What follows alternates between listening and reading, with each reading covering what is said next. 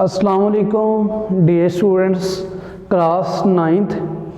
आज जो हमारा टॉपिक है वो है इलास्टिसिटी एंड हुक्स लॉ। बेटा बहुत ही इंटरेस्टिंग टॉपिक है और पेपर के पॉइंट ऑफ व्यू से भी इम्पोर्टेंट है। पेज नंबर आपको 160 और 161 पे ये मिल जाएंगे, आपने आसानी से रीड करना है। तो आइए हम बेटा शुरू करते हैं। पहले हम डिस्कस करते हैं इलास्टिसिटी को, कि इलास्टिसिटी क्या होती है, किस चीज़ को एक्सप्लेन करती है, किसके बारे में हमें इंफॉर्मेशन देती है, क्या ये हमारी डेली लाइफ में भी इस्तेमाल होती है या नहीं होती। बेटा इलास्टिसिटी है ना, जो ये एक प्रॉपर्टी है किसी भी ऑब्जेक्ट की, किसी की बॉडी की। क्या करती है, जब आप उस पर कोई फोर्स लगाएं और फोर्स लगाने के साथ उस बॉडी में या ऑब्जेक्ट में कोई चेंज आ जाए, चेंज उसकी लेंथ में आ जाए या उसके साइज में आ जाए या उसकी शेप में आ जाए, और आप उस फोर्स को रिमूव करें और दोबारा अपनी ओरिजिनल पोजीशन में वापस आ जाए। फॉर एग्जांपल मेरे पास एक स्प्रिंग है जिसको मैंने एक सीधे के साथ बांधा हुआ है और ये ऐसे, ठीक है, इसको मैं फोर्स लगाता हूँ, खींचता हूँ इस तरफ फोर्स लगा कर, तो क्या करेंगे, ये जो स्प्रिंग है ये खुल जाएगा, स्ट्रेच हो जाएगा ये ऐसे। मीन्स मैंने क्या किया, इस पे फोर्स लगा के इसकी लेंथ में ना, पहले इसकी लेंथ थी यहाँ पे L तक, तो मैंने इसकी लेंथ को ना डबल कर दिया, 2L कर दिया या 3L कर दिया, जितनी भी वो हो। मीन्स मैंने फोर्स लगा के क्या कर दिया, इसकी लेंथ में इजाफा कर दिया, उसमें चेंज आ गया। जब इसे मैं छोड़ूंगा, इस फोर्स को मैं इसको छोड़ दूंगा, तो ये अपनी ओरिजिनल शेप में वैसे आ जाएगी, ये ऐसे इस तरफ, इसकी लेंथ फिर L हो जाएगी। कहने का मतलब ये है, इलास्टिसिटी क्या बताती है किसी भी बॉडी के बारे में। अगर आपने किसी भी बॉडी के अंदर कोई चेंज लेके आए हैं फोर्स लगा के, अब उस फोर्स को आप क्या करें, रिमूव कर दें, ख़त्म कर दें, तो वो जो फोर्स और जो बॉडी होगी वो अपनी ओरिजिनल शेप में वापस आ जाएगी। ऐसी फोर्स जो बड़ा किसी में डिफॉर्म पैदा कर दे, डिफॉर्मिंग कहते हैं, बिगाड़ को, चेंज को। तो ऐसी फोर्स जो किसी बॉडी में डिफॉर्मिंग पैदा कर दे, डिफॉर्म कर दे उसको, उसकी साइज, उसकी शेप और उसकी लेंथ को चेंज कर दे, वो जो फोर्स होते हैं वो डिफॉर्मिंग फोर्स कहलाते हैं। बेटा ये आपके बुक पे भी मेंशन है, मैं आपको सेंड कर दूंगा। ऐसी फोर्स जो किसी बॉडी की लेंथ, साइज, वॉल्यूम या शेप वगैरह को चेंज कर दे, उसमें बिगाड़ पैदा कर दे, उस फोर्स को कहते हैं डिफॉर्मिंग फोर्स। ये था डिफॉर्मिंग फोर्स की। इसकी डेफिनेशन बेटा इलास्टिसिटी की अगर आपने डेफिनेशन प्रॉपर करनी हो बुक से, तो बुक में ये लिखते हैं, यही वर्डिंग है उसका, मैं अपनी वर्डिंग में बता रहा हूँ। If we change any object length, size volume कह लें, शेप कह लें, then body come in original shape after removing the force. मतलब आप किसी भी बॉडी की ऑब्जेक्ट की साइज, शेप चेंज करते हैं और फोर्स आप रिमूव करने से वापस अपनी ओरिजिनल शेप में चली जाए, उस प्रॉपर्टी को कहते हैं इलास्टिसिटी। बेटा इलास्टिसिटी में दो मेन अहम कंसेप्ट होते हैं, एक होता है स्ट्रेस और एक होता है स्ट्रेन। स्ट्रेस और स्ट्रेन बेटा ऐसे कंसेप्ट, ऐसी प्रॉपर्टी हैं। स्ट्रेस मींस फोर्स और स्ट्रेन ये किसी भी बॉडी के अंदर चेंज लेके आने के काम करते। स्ट्रेन जो स्ट्रेस होती है वो फोर्स को ही रिप्रेजेंट कर, फोर्स के रिलेटेड होती है। स्ट्रेस का अगर मैं आपको बेटा फार्मूला बताऊं, तो स्ट्रेस का फार्मूला फोर्स ओवर एरिया। किसी भी एरिया पे लगने वाली जो फोर्स होती है वो बेसिकली स्ट्रेस होती है। स्ट्रेस और फोर्स एक ही काम करते हैं, बस स्ट्रेस को अगर नाम दिया जाए तो इसे दबाव का नाम दिया जाता है। दबाव लगाने वाली जो फोर्स होती है उसको फोर्स को कहते हैं स्ट्रेस, किसी स्पेसिफिक एरिया में।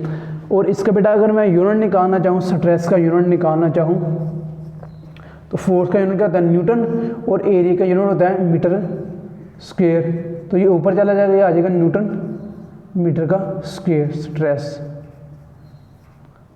ये ऐसे आ जाएगा ये। और अगर मैं स्ट्रेन की बात करूं तो स्ट्रेन बेटा क्या होगी, चेंज इन लेंथ, लेंथ आ जाएगी change in length over original length, यानी कि जो बॉडी के अंदर चेंज आ रहा है, change in length over original length, ये होती है स्ट्रेन। और इसका बेटा कोई यूनिट नहीं होता, स्ट्रेन हैज़ नो यूनिट। ये पेपर में भी आ सकता है आपको स्ट्रेन का कौन सा यूनिट है, तो वहाँ पे ऑप्शन आ सकते हैं 0, 1 न्यूटन या मीटर या केल्विन या नन ऑफ दीस। तो नन ऑफ दीस पे इसका यूनिट क्यों नहीं होता, क्योंकि चेंज इन लेंथ है, इसका यूनिट भी मीटर है और लेंथ है, इसका यूनिट भी मीटर है, तो ये कट जाएंगे, तो ये आपको 0 यूनिट देंगे, कोई यूनिट नहीं देंगे। तो ये था बेटा हमारा स्ट्रेस और स्ट्रेन। इलास्टिसिटी की डेफिनेशन क्या थी कि अगर आप किसी बॉडी में कोई बिगाड़ पैदा करते हैं, कोई डिफॉर्म पैदा करते हैं, अगर जो फोर्स जिसने डिफॉर्म पैदा किया उसको रिमूव कर दें, उसको हटा दें, वो अपने ओरिजिनल शेप में वापस आ जाती है। और डिफॉर्मिंग किससे पैदा होती है, स्ट्रेस से। स्ट्रेस लगा के, और जो चेंज आती है वो स्ट्रेन होती है।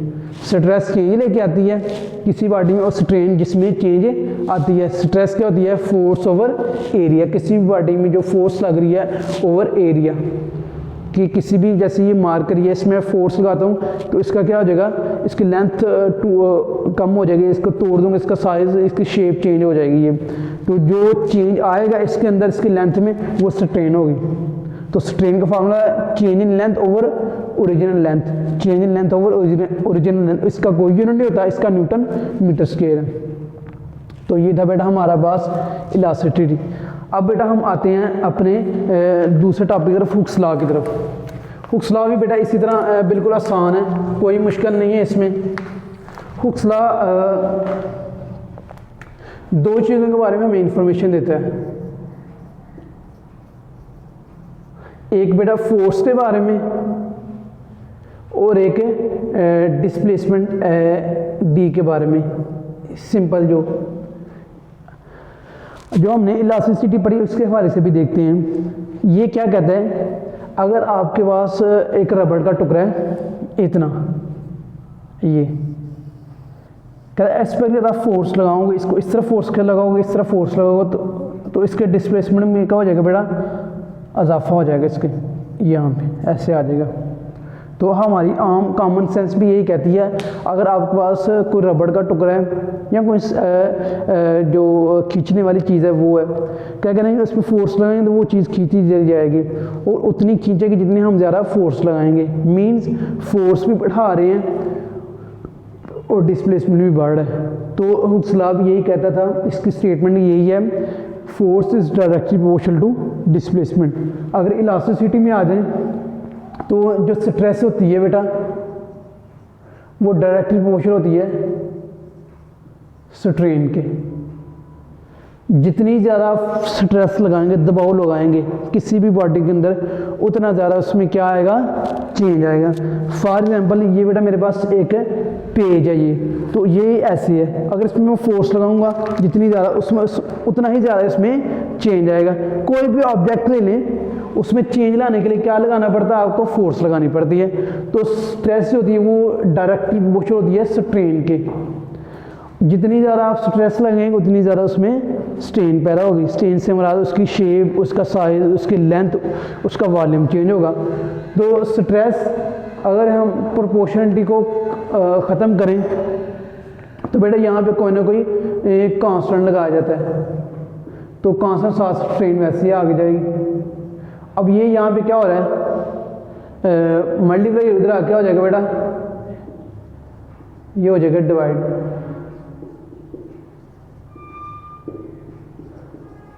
तो ऐसे ये हम हुक्स लॉ जो इंफॉर्मेशन देता है वो कहता है कि कांस्टेंट जो रेशियो होती है स्ट्रेस और स्ट्रेन की, ये एक कांस्टेंट रेशियो होती है। एक ख़ास लिमिट तक आप किसी बॉडी पे फोर्स लगा के उसको खींच सकते हैं। आपने ये चीज़ ऑब्जर्व की होगी कि आप ये आपके पास कोई टुकड़ा है, यहाँ से आप फोर्स लगा रहे हैं इस तरफ, इसकी लंबाई में इजाफा हो रहा है, आप मज़ीद फोर्स लगा रहे हैं, मज़ीद इजाफा हो रहा है।